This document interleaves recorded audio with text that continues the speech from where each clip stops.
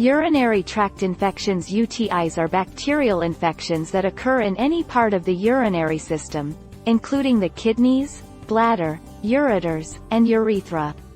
They are more common in women than men, and can cause a variety of symptoms, such as pain or burning during urination, frequent urination, urgent need to urinate, cloudy, bloody, or strong-smelling urine, pain or pressure in the lower abdomen or back, fever and chills. If the infection has spread to the kidneys, UTIs are typically caused by bacteria entering the urinary tract through the urethra and multiplying in the bladder. Risk factors for UTIs include female anatomy, sexual activity, urinary tract abnormalities, use of certain types of birth control, and a weakened immune system.